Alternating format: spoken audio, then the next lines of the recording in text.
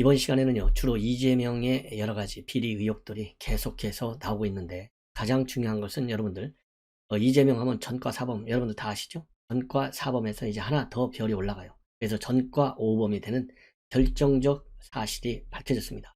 바로 주가 조작 혐의인데, 이 작전 세력의 일원으로 참여한 사실이 이재명 본인의 말하자면 자랑거리로 둔갑이 돼서 우리 지금 언론에 보도가 되고 있습니다. 자, 근데 뭐 의도적으로 한 거 아니기 때문에 무죄라고 그래요. 자, 이재명이의 이 말 바꾸는 입야말로 제가 보기에 우리 국내에서는 최소한도 따라갈 사람이 없어요. 그만큼 참 비극적 현실임에 틀림이 없는 것 같고, 그 다음에 또 하나는요, 여러분들 윤석열 지지율을 올려주는 결정적 공로자가 있죠. 추미애죠. 근데 최근에 들어서는 이런 추미애 뒤를 잇는 선수가 하나 있어요. 바로 조성은. 고발사주 의혹으로 인해서 이 조성은이가 추미애를 지금 추격하는 상황에 지금 도달한 것이 아닌가 하는 생각이 들어요. 그래서 이 추미애와 조성은이가 최근에 어떻게 또 윤석열을 공격하고 있는지 우리가 알아야 될 것 같습니다. 그리고 전 주한미 사령관했던 이 에이브럼스 사령관이 아주 의도적으로 뭐 의도라기보다도요, 사실적으로 얘기하는 것이죠.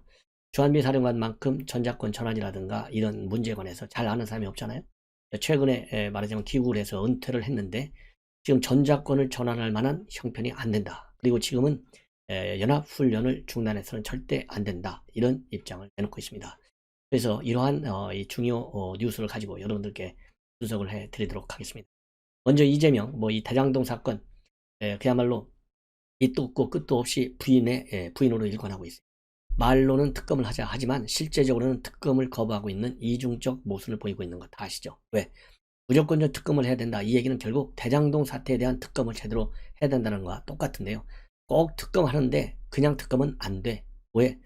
바로 2010년도 11년도 때 윤석열 후보가 당시 수사했던 부산저축은행의 부실수사, 이거를 꼭 특검에 포함시켜야 돼. 이렇게 주장하고 있어요. 이게 물귀신 작전인 거죠, 일종의. 여기에 관해서 윤석열 후보도 좋다, 집어넣어라, 딱 그렇게까지 다 얘기를 했어요. 그럼에도 불구하고 여당 원내대표, 여당에서는, 민주당에서는요, 이제는 이재명의 민주당이잖아요.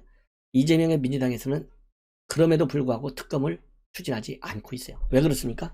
주권 특검하면 후보 교체 정도로 끝나는 게 아니라 이 구속될지도 모른다는 이 엄중한 사실이 있지 않습니까? 그러니까 특검을 추진을 안 해. 이 대장동 사태의 그런 위중성, 이거 하나만 갖고서도요, 반드시 정권이 윤석열 후보를 중심으로 한 우리 야권으로 넘어가야 돼요. 자, 이게 제일 큰데, 여기에 덧붙여서요, 지금 이제 이 대장동 사건의 핵심 실세, 이미 유한기가 생명을 끊었고, 그 다음에 두 번째로 김문기가 끊었어요. 유한기 끊은 거에 대해서도 마치 나무일 보듯이 하고 있어 왔지 않습니까? 근데 김문기도 마찬가지예요. 왜 그렇습니까? 바로 대장동 문제의 민감성 때문에 그러는 거예요. 그러니까 대장동만 나오면 자다가도 벌떡 일어나서 도망가는 게 지금 누구냐? 이재명이에요. 그래서 이 김문기하고 나하고는 아무 관계없는 사람이야. 나는 그 사람도 몰라. 이렇게 딱 차단벽을 설치하려고 하는 것이 이재명인데, 그러다 보니까 우리 국민님 측에서 말이죠, 호주를 여행 출장 간 이 사진들을 다 지금 말하자면 공개하고 있잖아요. 그럼에도 불구하고 시종 일관, 너무 하이 죽여가지고 모른다, 이걸로 일관하고 있는데, 이렇게 뻔뻔스러운 사람이 전 세계에 어디가 있겠어요. 그야말로 이게 해외 토픽감이죠. 자, 그런데 거기에 더해서 또 하나 굉장히 중요한 근거가 나오고 있어요. 바로 김문기한테 이재명 성남시장이 표창장을 줬어요. 뭘로? 대장동 사태에 관해서, 대장동 이 개발 사업과 관련해 가지고 굉장히 공로를 쌓았다는 것이죠. 그 공로를 표창하는 표창장을 줘서 이 표창장이 바로 언론에 공개가 됐어요. 뭐라고 되어 있냐면, 표창장 성남도시개발공사 김문기, 이렇게 되어 있고, 귀하는 평소 시민을 주인으로 섬기는 자세로 맡은 바 직무를 성실하게 수행하여 시민이 행복한 성남, 시민의 꿈과 비전을 실현하는 신뢰받는 공사를 만들어가는데 귀한 공이 크므로 이에 표창합니다. 이렇게 해서 2015년 12월 31일 성남시장 이재명, 딱 이렇게 못 박혀 있어요. 이거는 김은혜 의원이 공개한 자료입니다. 그래서 당시 공적심사에 의하면 김 차장이 2013년도 11월 공사에 입사해가지고 개발사업본부의 주무부처의 총괄 책임자로 이 모범적 역할을 했을 뿐만 아니라 공사의 위상제고와 발전에 기여한 공이 크다, 이렇게 공적심사조사서에 딱 들어가 있고, 이 우수 직원들 10명을 상대로 해서 10명이 말하자면 시장명의의 표창을 받았어요. 그리고 이 김문기 처장의 대표적인 성과로 이 성남시는요, 민간 사업자들이 막대한 개발 이익을 독식한 대장동, 그리고 제1공단 결합도시 개발사업, 그 다음에 위례 신도시 A8 블록 개발사업, 이 두 개를 성과로 인정하고 있습니다. 그러면서요, 이 대장동 개발 사업을 두고 공적심사 조사에는 투명하고 공정하게 민간 사업자 선정을 통해 안정적으로 추진했다라고 적혀 있어요. 이 민간 사업자 선정이 누굽니까? 화천대유를 얘기하는 겁니다. 예. 자, 그래서 이 이재명 후보가 전혀 몰랐다. 시장 재직 당시에는 전혀 몰랐다. 이것이 결정적 거짓말이라고 하는 것이 이 표창장 하나만 보더라도 분명한 게 아니겠습니까? 그래서 지금 이제 김은혜 의원의 경우에는요, 실무자에게 책임을 뒤집어 씌웠다. 억울함을 풀어달라는 유족의 절규를 이재명 후보는 외면했지만 성남시의 기록이 대신 진실을 부여줬다. 이 후보는 성남시장으로서 대장동 모범 공직자로 고인에게 직접 표창까지 수여했고 한군인의 최대 치적 완수인데 기억나도 이상하고 기억이 안 나도 이상한 결과다. 이렇게 비판하고 있고요. 이재명 후보 측은 사인만 했을 뿐이라면서 피해갈 것으로 보이는데 손바닥으로 하늘을 가리면 가릴수록 국민들은 이 후보가 대장동 비겁한 그분이라는 점을 확신하게 될 것이다. 이렇게 입장을 밝히고 있습니다. 자, 이제는 굉장히 중요한 첫 번째 뉴스입니다. 이 작전 세력으로 참여를 했다. 이런 지금 비판을 받고 있어요. 우리 국민의힘에서 최지현 이 부대변인이 밝히고 있습니다. 바로 오늘, 그러니까 25일 이 경제 전문 유튜브 채널인 3프로 TV에 출연해서요, 30년 전에 친구 권유로 작전주에 투자해서 큰 이익을 봤다. 그래서 이 뭐라고 그럴까요? 이런 주식을 통해서요 10억을 넘게 벌었다라는 것을 자랑하고 있어요. 자랑. 그래서 이 후보가 92년도에 당시에 증권회사 제출되어 있는 친구의 권유로 처음 주식 투자를 시작했다. 이렇게 밝히면서 과거 주식 종목은 100% 제가 골랐다. 기업 분석서도 다 읽고 주식 교과서도 엄청나게 많이 받고 요즘은 정치적 판단, 정무적 감각을 위해서 보는 정도다. 저는 주식하면 안 된다, 패가 망신한다는 교육을 받고 자란 사람이고 절대로 안 하겠다고 마음을 먹었는데 제가 졸업한 다음에 증권회사에 일하는 친구의 권유로 첫 주식을 샀다. 이렇게 사게 된 경위를 설명하고 있어요. 그러면서 그때 본인은 아무것도 모르고 친구가 부탁해서 사줬던 거라 몰랐는데 작전 주식이었던 거다. 그때 얼마 넣었는지는 비밀이다. 하지만 꽤 많이 넣었다. 기분이 너무 좋았다. 친구에게 알리지 않고 추가로 더 샀다.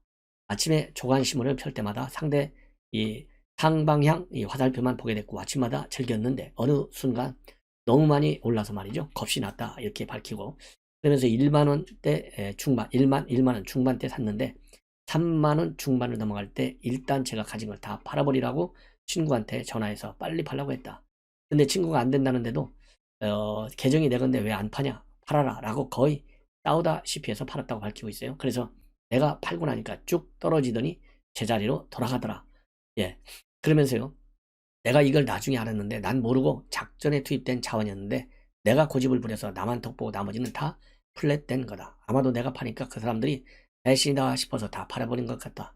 전선이 무너져버린 것이다. 그러면서요, 자, 그러니까 이제 패널 중 한 사람이 이 3프로 TV에서 주가 조작이 공소시효가 어떻게 되나 이렇게 물으니까 이재명 고의가 없어서 무죄다. 이렇게 답을 했어요. 그러면서 그 이후에도 주식에 큰 돈을 투자했다고 또 밝히고 있어요. 그러면서 갑자기 일하기가 싫어지더라. 주식을 잘 골라서 사니까 2, 3배 남는 건 일도 아닌데 일을 진짜 안 하고 그 다음부터는 매일 주식만 보고 경제지도 다 구독해서 받고 돈 빌려서 전부 했는데 그렇게 되니까 하루 종일 단타만 하게 되더라. 결국 단타도 성이 안 차서 선물, 콜옵션, 풋옵션 매도까지 했고 지금 생각하면 진짜 미친 짓이다. 그러면서요, 결국 그때 집을 한 채 사고 싹 정리했다. 2억 전세 보증금에 1억 5천만 원 빌려서 집을 3억 6천만 원에 샀고 지금 살고 있는 그 집이다. 그러면서요, 패널이 그거 20억 되지 않았냐 라고 물으니까 이재명은 어떻게 알았냐 라면서 웃었다고 합니다. 그래서 이재명 후보는요, 한 번 실패하면 거기서 포기하지 않는다. 처음부터 왜 실패했나 다시 점검했고 결국 성공해서 본전을 찾았을 뿐만 아니라 돈을 꽤 많이 벌었다. 전 재산이 주식으로 12억에서 15억까지 올라갔다. 제가 13억을 가지고 있다가 공직자 주식 백지 신탁 결정이 나서 도지사가 된 후에 전부 팔았다. 이렇게 밝히고 있어요. 왜냐하면 공직자 윤리법에 따라서 보유 주식이 3천만 원이 넘으면요. 2개월 안에 전부 매각 또는 백지 신탁을 해야 돼요. 그래서 팔았다는 것이죠. 그리고 이재명 테마주와 관련해서는 절대 사지 말고 본인과 아무 관계가 없다. 종목이 뭔지는 알고 있는데 그 인연들도 기가 차더라. 이렇게 입장을 밝히고 있어요.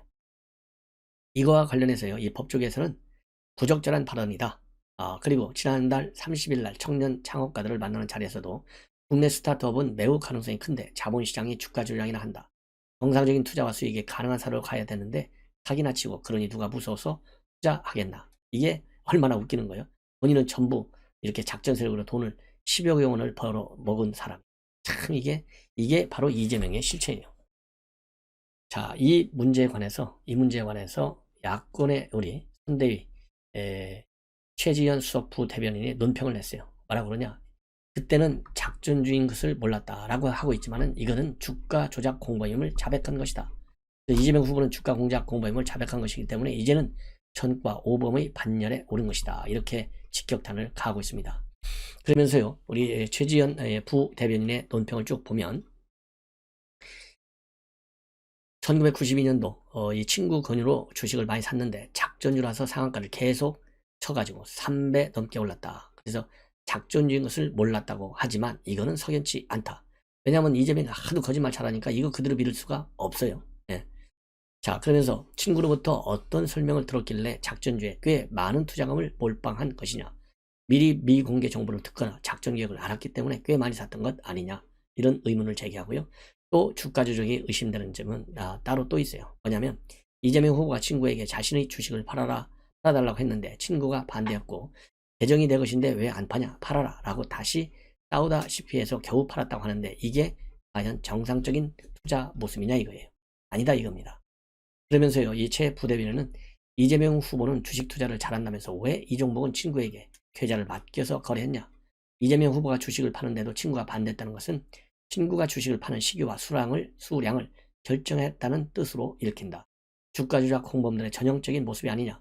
이재명 후보는 내가 주식을 파니까 그 사람들이 배신이다 싶어서 다 팔아버린 것 같다 라고도 말을 했는데 주가 조작 사범들이 공범이 배신했다고 느낀 것 아니냐 이렇게 비판하고 있어요. 그러면서 오죽하면 패널 중 한 명이 이재명 후보에게 주가 조작의 공소시효가 어떻게 되냐라고 물었겠는가. 이재명 후보는 도의가 없어서 무죄라고 답을 했지만 투자 경위가 여전히 석연치 않고 상황상 작전주인 사실을 알고 투자에 가담한 것으로 보인다.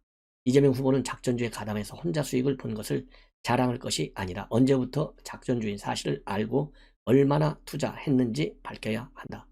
대장동 사업도 최대 치력이라고 자랑하더니 결국 단군 이래 최대 비리 게이트로 판명되지 않았는가. 어디서 많이 본 듯한 장면이다. 이렇게 비판하고 있는데요. 자, 시효가 만료가 돼서 설령 무죄다 한다 하더라도 이게 말이죠. 이게 본인이 말하자면 실토한 거 아니겠어요? 일종의 자폭한 것이죠. 그래서 지금 현재 이 검찰이 말이죠. 윤석열 후보의 부인 그리고 장모 수사하듯이 이 주가 말하자면 작전주로 이 참여해서 투기 세력화 했던 이재명 92년도니까 딱 20년 됐어요. 30년 됐나요? 30년이네요. 30년. 자, 그래서 이거는 지금 현재 이 대선 후보지 않습니까? 그래서 법 위반 물론 굉장히 중요하죠. 기본. 그러나 이 국민정서법이 있고요. 그 다음에 도덕성이라는 문제가 있어요. 도덕성이라는 문제. 그리고 자질이라는 문제가 있어요. 자질. 본이든 아니든 간에 주가 이 작전 세력으로 대선 후보가 개입했다? 여러분들 이해가 갑니까? 그래서 이거는요. 이 법률 개념을 떠나서라도 사실관계는 법 위반 사실이 있는지 없는지 이거를 꼭 찾아내야 되겠다. 이런 말씀을 저는 드리고 싶습니다. 자, 그리고요. 이재명, 오늘 이제 성탄절이기 때문에 이 경제와 관련해서 경제적 기본권이라는 개념을 다시 또 들고 나왔어요. 그래서 누구나 최소한의 먹고 사는 문제를 걱정하지 않아도 되도록 경제적 기본권을 지켜내고 국민의 존엄한 삶을 보장하는 실질적 대책을 책임있게 추진하겠다. 그래서 정치하면서 가장 극복하고 싶은 것이 가난은 나라님도 구제 못한다는 말이라면서 크리스마스가 되면 값비싼 선물보다 모두에게 선물을 나눠줄 수 있는 산타 할아버지의 토능력이 부러웠던 적이 있다. 그러면서요. 경기도지사 시절 경기 그냥 드림센터를 만들었던 이유이고 누구인지 왜 오는지 묻지도 따지도 않고 먹거리를 내어드리는 것이다. 자, 그러면서요, 이 그냥 드림센터가 경기도 31개 시군으로 확대되고 있다라고 하는 점을 굉장히 홍보를 하고 있습니다. 네. 자, 이번에는요,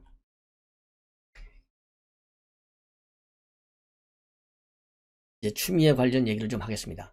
바로 추미애, 윤석열을 키웠다라고 비판하는데 그만큼 본인이 무서운 존재라서 나오는 말인 것 같다. 그래서 이 추미애 장관이 밝히고 있는 내용, 윤석열을 키웠다는 일각의 부정적 시선에 대해서요, 자신이 무서운 존재에서 그런 말이 나오는 것 같아. 이렇게 연합뉴스 TV에 출연해서 얘기를 했는데요. 역시 추미애다운 코미디다. 이렇게 저는 판단이 됩니다. 그래서 윤석열을 추미애가 키웠다. 공장에서 대선 후보로 체급을 올려줬다. 맹공이 역효과가 있는 거 아니냐는 시선을 어떻게 보냐라는 질문에 말하자면 무서운 존재이기 때문에 본인이 이런 말이 나오는 것 같다. 이렇게 답을 하고, 윤핵관을 다른 말로 하면 검찰당과 언론당의 야합이다. 두 세력이 기득권을 엄호하고 있다. 그러면서요, 제가 꿈속에서라도 나타나면 무섭고 사라졌으면 하는 존재일 것이다. 위기감을 느껴서 그런 말을 하는 것이다. 예, 그리고 윤 후보가 법치를 내세우고 정의와 공정, 상식을 내세웠는데 배우자가 학력 허위 기재로 고발당했다. 이런 분이 청와대가 권력을 진다면 권력 사유화는 물론 대통령직도 사유화할 수 있다. 제2의 최순실 사태가 초래될 수 있고 나아가 더 위험할 수도 있다고 지적하는 것이다. 이렇게 얘기하고 있습니다. 박근혜 대통령 사면 여러분들 그 경과, 경위, 그다음에 앞으로 이제 어떻게 될 건지 나름대로 많은 생각을 하고 계실 텐데, 절대로 박근혜 대통령, 윤석열 후보의 정권 교체 저는 지지할 것이다. 그리고 또 반드시 지지해야만 한다. 그렇게 하기 위해서 우리는 어떻게 해야 된다. 반드시 정치적 성향 여부와 관계없이 정말 대한민국을 위해서, 그리고 우리 국민 스스로 한 분 한 분이 나의 말하자면 생명과 재산, 그리고 국가 안보, 국가 외교를 위해서 실패한 5년 반드시 바꿔치기 해야 되지 않겠습니까? 이재명 후보의 말하자면 당선을 한번 그림만 한번 그려보십시오. 그림이 그려집니까? 안 그려지잖아요. 많은 분들이 저한테 그런 얘기를 해요. 조용히 살고 싶은데 정말 이재명 후보가 되는 것은 막아야 되기 때문에 내가 이렇게 애쓰고 있다. 정말 밤잠 못 자고 있다. 이런 말씀을 하시는데 전적으로 동의하고요. 그래서 제가 낮이나 밤이나 시간만 나면 잠잠 안 자고 밤잠 안 자고 열심히 방송하는 거예요. 왜 정권 교체를 해야 되는지 다 아시겠지만은 지금 여권의 말하자면 큰 그림, 언제 어디서 뭐가 튀어나올지 몰라요. 제가 이미 말씀을 드린 대로 이번 박근혜 전 대통령의 사면도 물론 굉장히 중요한 의미를 갖지만은요, 더 중요한 것은 이제 남은 것은 MB 대통령을 왜 사면을 안 시켰겠느냐, 뻔한 것 아니겠어요? 쉽게 얘기해서 야권의 분열을 노리는 것이죠. 이러한 여권의 생각, 문재인 대통령의 생각, 그냥 문재인 대통령도 퇴임 후에 지금 어떻게 될지 아무도 모르지 않습니까? 자, 그렇기 때문에 이 하나만 보더라도 이 정권이 얼마나 야비한 꼼수를 그리면서 문재인 대통령이 직접 이 사면에 개입하고, 개입이 아니죠. 사면은 대통령 고유의 권한이니까 이 사면권을 정치적으로 악용하는 것이죠. MB는 빼는 것만 보더라도 이게 바로 정치적, 그러니까 네거티브적 사면권 행사예요.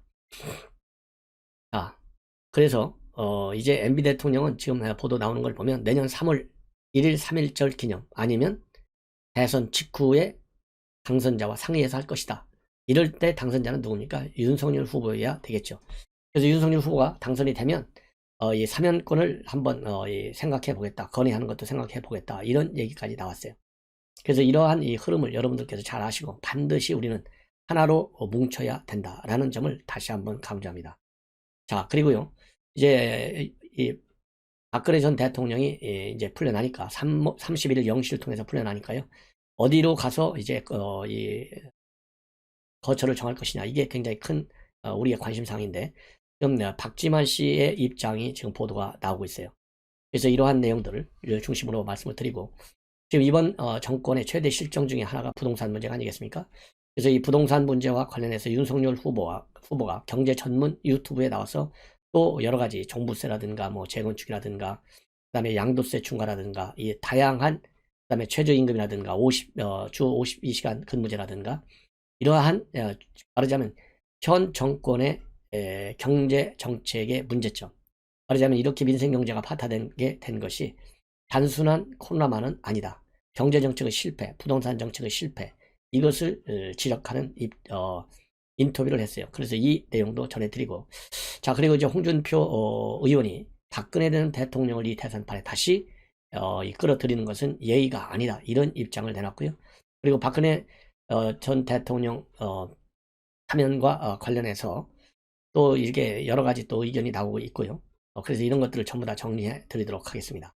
맨 먼저요. 우리는 오늘 오후 2시경부터 조금 전부터 박근혜 전 대통령의 쾌유를 기원하는 이런 또 사면을 축하하는 환영 집회가 열렸습니다.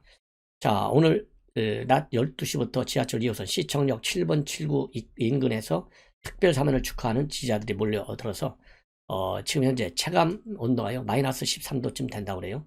그래서 300명도 훨씬 넘는 이런 사람들이 지금 모여 있다. 그래서 쾌유를 기원하는 에드벌룬도 띄우고 또 이 치료 중인 박근혜 전 대통령에게 엽서를 보내는 행사도 열렸다. 이렇게 나와 있고, 산타 모자에 태극기 마스크, 태극기 귀마개를 쓴 참가자들은 박근혜 대통령 쾌유 기원, 박근혜 대통령 명예 회복해야 합니다 등의 문구가 적힌 손팻말을 들고 함성을 지르고 박근혜 대통령 사랑해요, 힘내세요, 이런 외침도 이런 이 구호도 외쳤다고 합니다. 그리고 주원진 우리공화당 대표가 빨간 모자를 쓰고 등장해서요, 박근혜 대통령이 1730일 만에 사면돼서 이달 말에 자유의 몸으로 돌아온다, 태극기 깃발을 더 높게 들어 박근혜 전 대통령의 명예 회복을 앞당기자, 이렇게 주장했고, 오후 2시서부터 소공동에 있는 중앙우체국까지 약 2.2km를 행진했다고 합니다. 그리고 오늘 집회와 관련해서는 이계기동대 약 100명의 병력이 투입이 됐는데요, 물리적 충돌은 일어나지 않았고 비교적 방역 수칙이 잘 지켜졌다, 이런 보도가 나오고 있습니다. 그래서 여권에 말하자면 이 단속, 이 압박, 이런 명분을 주지 않도록 하기 위해서요, 방역 수칙은 철저히 잘 유지해야 되겠다, 이런 생각이 듭니다. 자, 그 다음에는요, 이제 이 사면과 관련해 가지고 이거는 언론 보도를 쭉 보면 지난 21일 날 심사위가 열렸잖아요. 3인심사위원회. 그런데 그 일주일 전에 14일 날 문재인 대통령이 민정라인에 지시를 했다고 합니다. 사면 검토하라, 이렇게 지시했고, 그래서 21일 날 심사위가 열렸는데요. 딱 열리고 보니까 이게 만장일치가 안 나와서 결국 의결로 갔다. 그런데 이 박범계 장관이 위원장인데, 그래서 법무부에서 위촉한, 즉 박범계 장관이 직접 위촉한 인사들이 중심이 돼서 9명이거든요. 그 중에 4명이 법무부 내부 의원이에요. 법무부 장관 직속. 내부 의원들의 주도로 과반 득표를 얻어서 사면안이 통과됐다. 그래서 24일날 국무회의 통과를 거쳐서 이제 확정됐다. 이런 지금 보도가 나오고 있습니다. 그리고 제가 여러분들 잘 아시다시피 이미 이재명과 윤석열 후보의 입장, 그리고 박근혜 대통령 사면과 관련해서 문재인 대통령의 입장 다 말씀을 드렸잖아요.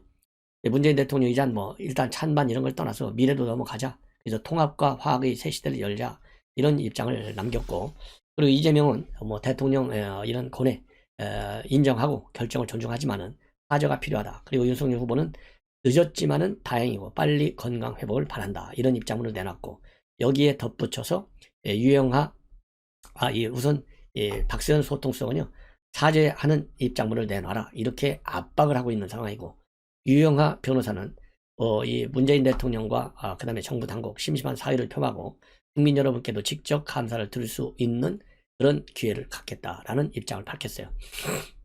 근데 이제 심상정 후보 이 구체적인 입장문을 제가 오늘 이제 발표를 말씀을 드립니다. 한마디로요, 대선 75일을 앞둔 시점에서의 사면, 굉장히 대선판을 복잡하게 만들었다, 이렇게 문재인 대통령을 비판하고 있어요. 그래서 국민의 신임을 잃어서 대통령직에서 끌려내온 사람이 죄송합니다. 대통령 선거에 개입하는 게 말이 되겠느냐. 그러면서 박근혜 전 대통령도 책임을 져야 되지만은 사면한 문재인 대통령도 책임을 져야 되고 역사의 퇴행이다, 이렇게 아주 뭐라 그럴까요, 상당히 강도가 셉니다. 그리고 사면 소식을 듣고 배신감이 밀려왔다. 그런데 특히 국민의 동의도 없이 전격적으로 독단적으로 사면을 내린 것은 촛불 시민을 부정한 것이고 강한 유감을 표명한다. 그리고 이 건강 때문에 사면이 됐다는 점, 그러면은 건강이 악화된 수감자들을 위해서는 별도의 법적 절차가 있다는 것을 모르시지 않을 것인데 진술하지 않은 것이다. 그리고 국민 절반 이상이 동의하지 않는 사람을 사면하는 것이 오히려 통합을 저해하는 것이고, 그리고 이렇게 하여튼 뭐 시종 일관 말이죠. 이 심상정 후보답게 비판에 굉장한 강도를 높이고 있습니다.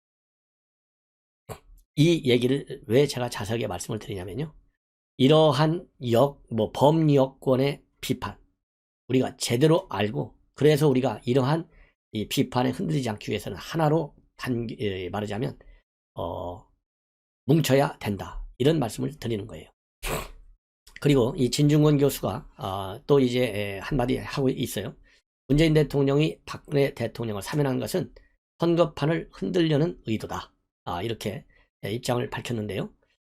탄핵으로 등장한 촛불 정권에서 탄핵당한 대통령을 사면하는 것 자체가 매우 이상하다. 이 CBS 라디오 24일 한판승부에서 얘기한 겁니다. 자, 그러면서요. 뇌물, 알선수재, 알선수뢰, 배임, 횡령 등 5대 중대 부패 범죄에 대해서는 사면권을 행사하지 않겠다던 대선 공약에도 어긋난다. 박근혜 대통령의 건강의 문제라면 우선 형 집행정지 제도를 이용하고 사면은 차기 정권 출범 후에 통합 차원에서 하는 게 낫지 않았나 하는 아쉬움이 남는다. 그리고요. 이번 특사하고 복권 대상자에 선거 사범이 포함된 것과 관련해서는 이런 분들을 왜 해줬는지 잘 모르겠다. 여기에서요, 이 선거 사범 대표적인 사람이 민주당의 최민희 의원, 그 다음에 민주당 출신 최명길 의원 2명이 복권이 됐습니다. 그래서 최민희와 최명길 이 두 사람은요, 이제 선거에 출마할 수 있게 됐는데 이거를 얘기하는 것 같습니다. 그 다음에 또 한명수 총리 같은 경우 이분은 개전의 정은 안 보이는 분이다. 계속 억울하다고 얘기를 하는 분이기 때문에 화면에서는 안 됐다. 반면에 이석기 의원의 경우에는 정상적인 절차였던 것 같다. 거의 형기를 다 채워서 나온 걸로 안다. 근데 형기를 다 채운다고 꼭 가석방 해야 된다. 이게 강제 규정은 아니잖아요. 저는 이석기 같은 사람은 북한을 통째로 부정하고 말하자면 김정은한테 나라를 상납하려고 하는 사람인데 이런 사람은요. 만기까지 채우게 놔둬야죠. 만약에 이석기 같이 가석방을 할 바에는 모든 수감자들한테 단 한 명도 예외 없이 다 가석방을 해야 되는 건 아니겠습니까? 저는 이 대목은 진중권 교수하고는 생각을 달리합니다. 자, 그리고요. 또 이제 뭐 이 정도로 말하자면 이 사면에 대해서 상당히 비판적 시각을 가지고 있어요. 참고적으로 여러분들 이번 특사가요. 3,094명, 98만 명의 특별 감면을 받았어요. 자, 이번에는 이제 박근혜 전 대통령의 여러 가지 우선 뭐 이 거처 이게 가장 우리 큰 관심사예요. 그래서 2월까지는 입원하는 것으로 되어 있고 우선 신병치료에 전념하고 정치인들은 만나지 않겠다라고 하는 것이 유영하 변호사를 통해서 밝혀진 박근혜 전 대통령의 입장입니다. 그래서 이제 퇴원할 때쯤 뭔가 입장을 내놓을 가능성이 커지고 있고, 자, 그래서 이제 우리의 관심사항은 어디로 거처가 정해질 것이냐. 그래서 지금 현재 뭐 이 박근령하고요, 박지만, 근데 이제 박지만 지회장이 나름대로 경제적인 능력이 있는 것으로 그렇게 지금 알려지고 있지 않습니까? 굉장히 성실하게 가정생활도 하고 있고 사업도 열심히 하는 걸로 되어 있어요.